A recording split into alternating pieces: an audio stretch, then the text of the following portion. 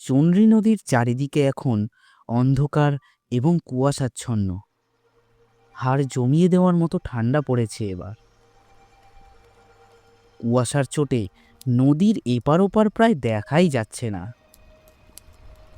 ভানু আর ভুবন সেই নদীর পাড়ে বসে আগুন পোহাচ্ছিল। তারা দুজন একটু পরেই মাছ ধরতে বেরোবে তাদের নৌকো করে। তাই বলে এই নয় যে তারা শুধুই মাছ ধরে বা এই ঘাটটা শুধু মাঝিদের। এখান থেকে অন্য গ্রামে যাত্রী নিয়ে যাওয়া হয় এবং বড় বড় পণ্যও এপার ওপার করা হয়। তাই এই ঘাটে ছোট বড় সব রকমের নৌকো রয়েছে। তবে ভানু আর ভুবন দুটো কাজই করে। তারা দিনের বেলায় যাত্রী পারাপার করে আর রাত 1টা 2টো পর্যন্ত মাছ ধরে, কারণ রাতে বিশেষ যাত্রী হয় না। তারা নদীতে নামার আগে একটু গা গরম করে নিচ্ছিল। এখনো বেশি রাত হয়নি। তারা একটু রাত করেই নদীতে নৌকো ভাসাবে। দুজনে বসে বসে নানান কথা আলোচনা করছিল। এ কথা সে কথার মধ্যে ভুবন ভানুকে বলল, এ ভানু, একটা বিড়ি দে তো। এই বিড়ি তো নেই ভুবনদা। সে কি রে, এখনো কত রাত পর্যন্ত নদীর মাঝে থাকতে হবে আর একটাও বিড়ি নেই? না ভুবনদা, তবে পঞ্চার দোকান বুঝি এখনো খোলা আছে, গিয়ে নিয়ে আসবো। যাবি? তা যা। তবে এখন পঞ্চার দোকান খোলা পাবি কি? হ্যাঁ হ্যাঁ, পঞ্চার দোকান তো ওর বাড়ির মধ্যেই, গিয়ে হাঁক দিলেই হবে। বেশ, যা। তুই এলেই নৌকা ছেড়ে দেবো। আচ্ছা, তুমি বসো, আমি যাবো আর গিয়ে আসবো।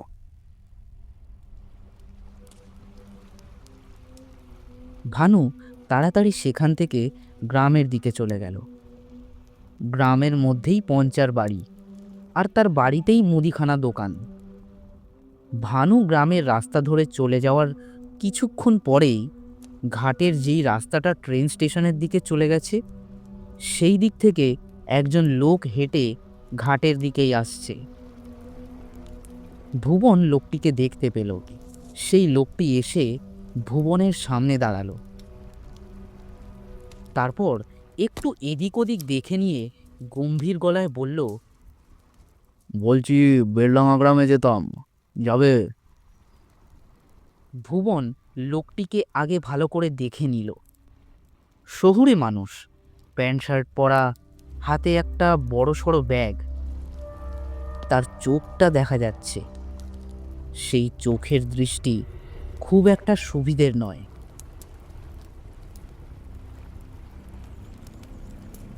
তবে ভুবন গ্রামের সাধাসিধে মানুষ, শহুরে লোক সে খুব কমই দেখেছে। তাই সেই লোকের চাহনি যে সুবিধের নয় সেটা সে বুঝতেই পারল না। লোকটিকে আপাদমস্তক দেখে নিয়ে ভুবন জিজ্ঞেস করল, আপনি বেলডাঙ্গা গ্রামে যাবেন? হ্যাঁ। সেখানে কাদের বাড়ি যাবেন? লোকটির যেন খুব তাড়া আছে, এইরকম ভাবেই সে বলল, সে আমি বলবো, তবে এখানে তো তুমি ছাড়া আর কাউকে দেখছি না। তা তুমি কি আমাকে নিয়ে যাবে? আগে আমি তো একটু পরেই মাছ ধরতে পূবের দিকে যাব, কিন্তু বেলডাঙ্গা তো দক্ষিণ দিকে। তোমার নাম কি? আগে আমার নাম ভুবন, ভুবন মণ্ডল। শোনো ভুবন, আমাকে যে করেই হোক তাড়াতাড়ি বেলডাঙা গ্রামে যেতেই হবে। তুমি আমাকে নিয়ে চলো, তো তোমাকে ভালো বকশিস দেব। আগে বাবু, বকশিসটা তো বড় কথা নয়, তবে একটা প্রশ্ন হলো, আপনি এত তাড়াহুড়ো করছেন কেন? আসলে হয়েছে কি জানো, বেলডাঙায় আমার দিদির বাড়ি। সেখানে আমার দিদি খুব অসুস্থ, তাই আমার খুব চিন্তা হচ্ছে। এই কথা শুনে ভুবন আর কোনো প্রশ্ন করল না। সে শুধু বলল, তাই নাকি? ঠিক আছে, চলুন, আমি পৌঁছে দিচ্ছি। যদিও বেলডাঙায় গিয়ে ফিরে আসতে আমার বেশি সময় লাগবে না। তারপর ভুবন আর সেই শহুরে লোকটি একটা নৌকায় উঠে বসল, আর ভুবন তাড়াতাড়ি সেই নৌকাটা ছেড়ে দিল।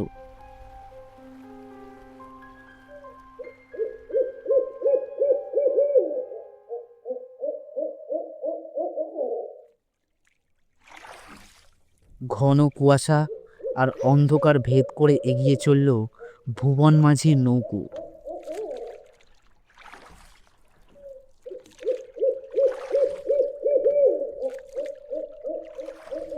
নৌকায় কোনো রকম ছাউনি নেই, কারণ দিনের বেলায় এই নৌকোয় তাদের যাত্রী পারাপার করতে হয়। ওই বেলডাঙা থেকেও যাত্রী পারাপার করে তারা। নৌকোর এক প্রান্তে বসে দাঁড় টানছিল ভুবন, পাশে একটা লাঠিতে লণ্ঠন ঝোলানো, আর নৌকোর মাঝে বসেছিল সেই শহুরে লোকটি, সামনে সেই বড় ব্যাগটা। ভুবনের প্রায় সারাদিনই এই নৌকোতেই কাটে, তাই সে একটু বেশি কথা বলতে ভালোবাসে। তার উপর এই লোকটা এখানে কেন এসেছে, কোথায় এসেছে, কেনই বা তার এত তাড়াহুড়ো, সেসব কিছুই সে বুঝতে পারছিল না। তাই সে একটু কুণ্ঠার সঙ্গে জিজ্ঞেস করলো, বাবু, আপনি আপনার দিদির বাড়ি যাবেন বললেন তো? তা আপনার দিদির বাড়ি বেলডাঙ্গা গ্রামের কোথায় একটু বলবেন? আমি বেলডাঙ্গার অনেক মানুষকেই চিনি। লোকটা ভুবনের প্রশ্নের কোনো উত্তর করলো না। ভুবন মাঝি তাও জিজ্ঞেস করলো, আচ্ছা বাবু, আপনার ওই ব্যাগে কি আছে? অত বড় ব্যাগ কি হবে? এবার লোকটি উত্তর দিল, তবে এখন এই লোকটার গলা কেমন যেন ভারী। আমি বললাম না, আমার দিদির শরীর খুব খারাপ, এই ব্যাগে আমার দিদির কিছু ওষুধপত্র নিয়ে যাচ্ছি, আর আমার ভাগনা ভাগ্নিদের জন্য কিছু খেলনা খাবার ইত্যাদি রয়েছে। আচ্ছা আচ্ছা, তা আপনার জামাইবাবুর নাম কি? এই প্রশ্নের লোকটা কোনো উত্তর করল না। ভুবন বুঝতে পারল কোনো কারণে লোকটা তার দিদির বাড়ির সম্বন্ধে কথা বলতে চাইছে না। তাই সে অন্য প্রশ্ন করল, আচ্ছা বাবু, আপনি গরম জামা পরেননি কেন? এবার সেই লোকটি একটু নম্রভাবে বলল, আমি তো কোনোদিন এইরকম গ্রামে আসিনি, তাই বুঝতে পারিনি এখানে কিরকম ঠান্ডা, তাই গরম জামা পরে আসিনি। কথা শেষ করে লোকটা হাসল, তবে সেই হাসি শুনেই বোঝা গেল সেটা যেন কৃত্রিম হাসি। ভুবনের খুব জানতে ইচ্ছে হচ্ছিল যে লোকটা কাদের বাড়ি যাবে, তাই সে আবার জিজ্ঞেস করলো, আচ্ছা বাবু, আপনি কিন্তু নৌকায় ওঠার আগে আমাকে বলেছিলেন আমার সব কথার উত্তর দেবেন, তাই এখনো পর্যন্ত আপনি কিন্তু আপনার নামটাও বলেননি, আর বেলডাঙায় কাদের বাড়ি যাবেন সেটাও তো বললেন না। এবার লোকটা বেশ চড়া গলায় ভুবনকে বলল, শোনো, অনেকক্ষণ থেকে শুনে আসছি তোমার প্রশ্ন, এ কোথায় সে কোথায়। আচ্ছা, কোনো শাস্ত্রে কি লেখা আছে যে নৌকায় উঠলে তার মাঝিকে নিজের সম্বন্ধে সব খুঁটিনাটি বলতে হবে? আহা, আপনি রেগে যাচ্ছেন কেন বাবু? আমি তো আপনার ভালোর জন্যেই এসব কথা জিজ্ঞেস করছিলুম। আসলে বেলডাঙার ঘাটের মুখেই বেলডাঙার শ্মশানটা রয়েছে, আর বেলডাঙা গ্রাম সেই ঘাট থেকে অনেকটা দূরে। আপনি এত রাতে ঘাট থেকে অত দূরে হেঁটে হেঁটে যাবেন? পথে কি না কি থাকবে, তাই। বুঝতে পেরেছি, তবে তোমাকে চিন্তা করতে হবে না, আমি বেলডাঙ্গা গ্রামে যাব না। আমার জামাইবাবু ওই ঘাটের কাছেই দাঁড়িয়ে থাকবেন, এই ব্যাগটা আমি তার কাছে দিয়েই চলে আসব। তুমি ততক্ষণ ওই ঘাটে আমার জন্য অপেক্ষা করবে, বুঝলে? ভুবন আর কোনো কথা বলতে পারল না। সে ভাবল লোকটার দিদি অসুস্থ, তাই হয়তো মন মেজাজ ক্ষিপ্ত হয়ে রয়েছে। আর একটা কথা তার মনে পড়ে গেল, ভানুকে তো বলে আসা হলো না, সে সেই বিড়ি নিয়ে আসতে গেছিল। এতক্ষণ বোধহয় সে ঘাটে এসে তাকে খোঁজাখুঁজি করছে। ভুবন মাঝি ভাবল তাড়াতাড়ি বেলডাঙায় গিয়ে আবার তাকে নিজেদের ঘাটে ফিরতে হবে। তাই সে আরও তাড়াতাড়ি নৌকো বাইতে শুরু করলো। চারিদিকে ঘন কুয়াশা, জলে ছলাৎ ছলাৎ আওয়াজ করে এগিয়ে চলেছে ভুবন মাঝির নৌকা।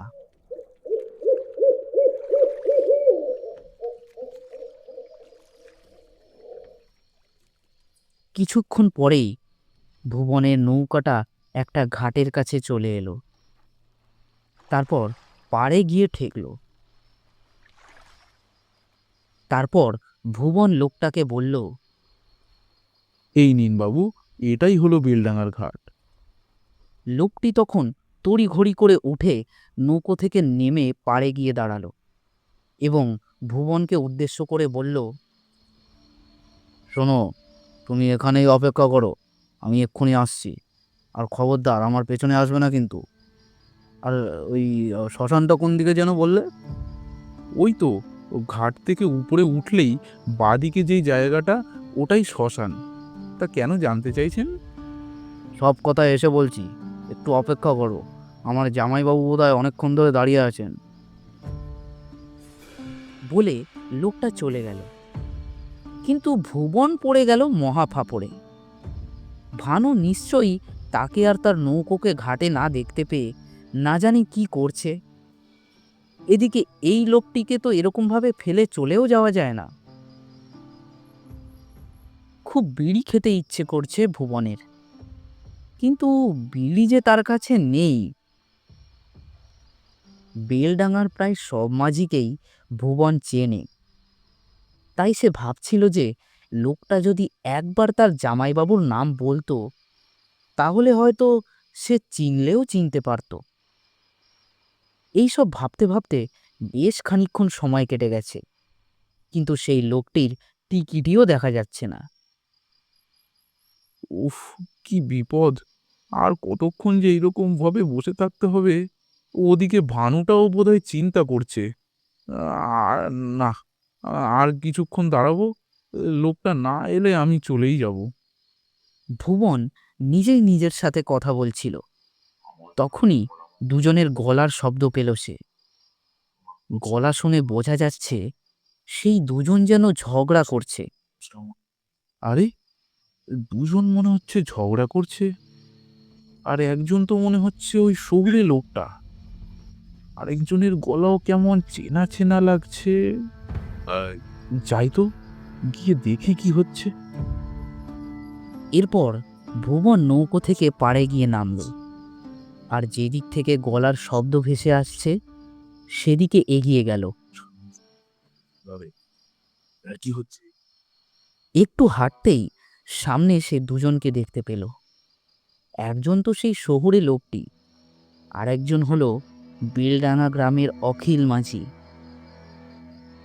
ভুবন অখিল মাঝিকে খুব ভালো করেই চেনে, তবে অখিল মাঝির রূপ দেখে হতচকিত হয়ে গেল সে। পরনে লাল ধুতি এবং গলায় রুদ্রাক্ষের মালা, চুলগুলো এলোমেলো। তারা কি করছে সেটা দেখার জন্যে একটা গাছের পেছনে লুকিয়ে পড়ল ভুবন। অখিল আর সেই শহুরে লোকটা খুব তর্কাতর্কি করছে। সেই শহুরে লোকটা চেঁচিয়ে চেঁচিয়ে বলছে, এটা কিন্তু আপনি ঠিক করছেন না। আপনি বলেছিলেন 11টা মাথা আনতে, আমি তো 10টা নিয়ে এসেছি। আর 11টার দাম না দেন, 10টার দাম তো দেবেন। আপনি জানেন কত কষ্ট করে কত সাবধানে আমাকে এগুলো আনতে হয়েছে। কারণ নজরে পড়ে গেলে পুলিশ তো আমাকেই ধরবে, আপনার আর কি। আর তাছাড়া আমি তো ইচ্ছে করে একটা মাথা কম নিয়ে আসিনি। আপনি আজকের মধ্যে চেয়েছিলেন, আর আজকের মধ্যে আমি 10টাই মাথা জোগাড় করতে পেরেছি।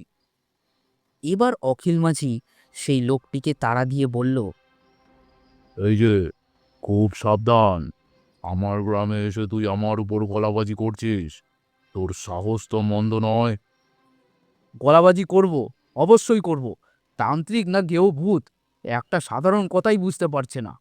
আমি এত কষ্ট করে মাথাগুলো নিয়ে এলাম, তা সে আমাকে টাকা না দিয়ে শুধু উল্টো পাল্টা কথা বলে যাচ্ছে। একটা মাথা আমি জোগাড় করতে পারিনি তো কি করব? আমি কি নিজের মাথা খুলে দেব নাকি? এই কথাটা বলার সাথে সাথেই অখিল মাঝি বিকট গলায় হেসে উঠল। বাহ বাহ বাহ, বেশ ভালো বুদ্ধি দিয়েছিস রে। ভালো বুদ্ধি? ভালো বুদ্ধি মানে? ভালো বুদ্ধি মানে, আমি যে বিশেষ সাধনার জন্য মাথাগুলো নিয়েছি, সেখানে 11টা মাথা না হলে হবে না। আর তুই নিয়ে এসেছিস 10টা মাথা। সুতরাং তোর ভুলের সংশোধন তো তোকেই করতে হবে। মানে কি বলতে চাইছেন আপনি? মানে, এক্ষুনি বুঝতে পারবি। দাঁড়া।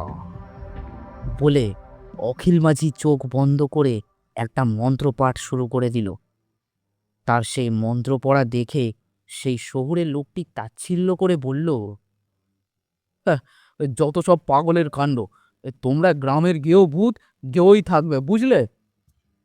লোকটার কথা শেষ হতে না হতেই অখিল মাঝির পেছন দিক থেকে একটা ভয়ঙ্কর দর্শন পিশাচ বেরিয়ে এলো এবং সেটা ধীরে ধীরে বিরাট আকার ধারণ করলো।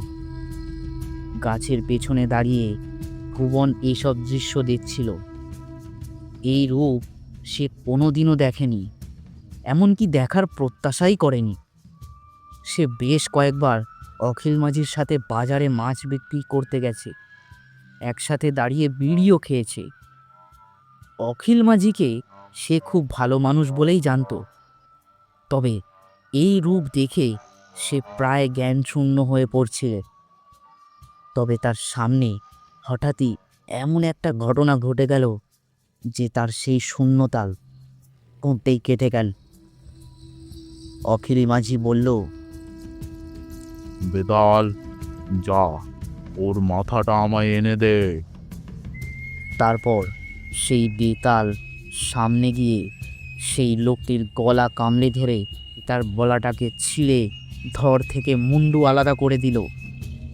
তারপর সেই লোকটার মাথাটা ছিটকে গিয়ে পড়ল ভুবনের সামনে এবং সেই বেতাল কোথায় যেন হাওয়ায় মিলিয়ে গেল। এই সব দেখে ভুবন মাঝি গাছের পেছন থেকে বেরিয়ে এলো আর বলল, অখিলদা, এটা তুমি কি করলে? লোকটাকে তুমি মেরে ফেললে? ভুবন মাঝিকে দেখে অখিল একটু ঘাবড়ে গেছিল। ঘাবড়ে গিয়ে সে বলল, এ কি ভুবন, তুই তুই এখানে কি করছিস? আমি কি করছি সেটা পরে হবে, কিন্তু তুমি এসব কি করছো? তুমি লুকিয়ে লুকিয়ে তান্ত্রিকগিরি করছো। আমি তোমার এই রূপ গ্রামে গিয়ে সবাইকে বলে দেব। তুই গ্রামে গিয়ে তখনই তো বলবি না, যখন এখান থেকে বেঁচে ফিরবি। অখিল মাঝি আবার চোখ বন্ধ করে মনে মনে কি একটা মন্ত্র পড়তে শুরু করলো। তারপর ভুবন দেখল সেই শহুরে লোকটি যেই ব্যাগটা নিয়ে এসেছিল সেই ব্যাগটা থেকে একটা দুটো করে মরা মানুষের মুন্ডু বেরিয়ে আসতে লাগলো। তারপর সেই মুন্ডুগুলো একে একে ভুবন মাঝিকে ঘিরে ফেলল। সেই মুন্ডুগুলো গোল করে ভুবন মাঝিকে ঘিরে তারই দিকে তাকিয়ে রইল। এদের মধ্যে কারোর চোখের মণি লাল, কারোর কালো, কারোর তো আবার চোখের কোটরে মণিই নেই। এদের মধ্যে সেই শহুরে লোকটার মাথাও রয়েছে, যে এই মাথাগুলো নিজে ব্যাগে করে নিয়ে এসেছিল। কিরে ভুবন, গ্রামে গিয়ে বলবি? যা, বলে আয় দেখি কেমন পারিস। এক্ষুনি এই মাথাগুলো তোকে মেরে তোর দেহটা ছিঁড়ে বুড়ে খেয়ে ফেলবে। কি হলো, চুপ করে আছিস যে? ভুবনদা! হঠাৎই ভানুর গলা পেয়ে ভুবন মাঝির সব ভয় কেটে গেল, আর সঙ্গে সঙ্গে সেই মাথাগুলো মাটিতে পড়ে গেল। ভানু কয়েকজন লোককে নিয়ে এসে সেখানে দাঁড়িয়েছে, আর তাদের দেখে অখিল মাঝি সেখান থেকে প্রাণপণে দৌড় দিল। তবে তার আগে অখিল মাঝি ভুবন মাঝিকে শাসিয়ে বলে গিয়েছিল, ব্যাপারটা ভালো হলো না ভুবন। আমি অনেক দিন থেকে একটা বিশেষ সাধনার জন্যে এইসব কাটা মুন্ডু জোগাড় করেছিলাম, তুই সব ভণ্ডুল করে দিলি। এর ফল তোকে ভোগ করতে হবে, তুই দেখে নিস। ভানু আর তার সাথে আসা লোকগুলো তারা কেউই অখিল মাঝিকে দূর থেকে চিনতে পারেনি। তাই ভুবন মাঝির কাছে এসে ভানু জিজ্ঞেস করলো, তুমি ঠিক আছো তো ভুবনদা? ওটা ওটা কে ছিল? সব সব বলবো ভানু, আগে চল থানায় গিয়ে অখিল মাঝির নামে নালিশ করে আসতে হবে। ও ও খুব সাংঘাতিক লোক, থানায় গিয়েই সব শুনবি।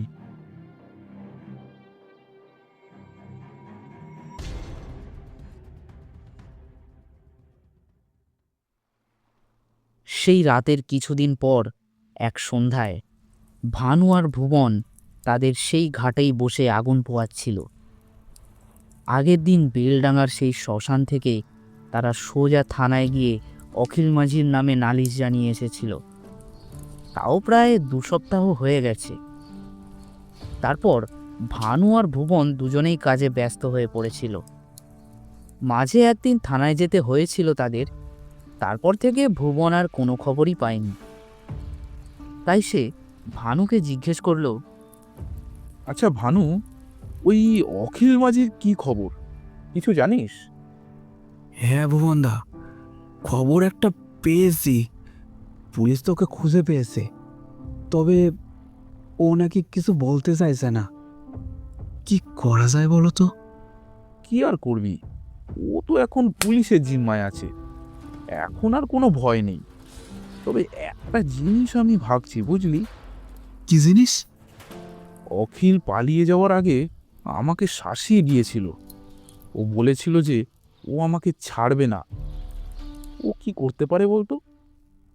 কি আর করবে, ও যে তুমি বললে ও এখন পুলিশের হেফাজতে আছে, থানার মধ্যে থেকেই ও আর কিছুই করতে পারবে না। এখন চলো, নৌকা নিয়ে বেরিয়ে পড়ি, বেশি রাত করা চলবে না। ভানু আর ভুবন দুজনেই মাছ ধরতে নদীতে চলে গেল। অখিল মাঝি যে জেলে রয়েছে সেটা ভেবে ভুবন একটু নিশ্চিন্ত হয়েছিল। তবে সে যেমন করে সেই বেতালকে দিয়ে ওই শহরে লোকটাকে নুড়ে ফেলেছিল, সেই ঘটনা মনে পড়তেই ভুবন মাঝির দুশ্চিন্তা মাঝে মাঝেই বেড়ে ওঠে। আর এই দুশ্চিন্তা সারা জীবনেও যে যাবে কিনা সেটা ভুবন মাঝি জানে না।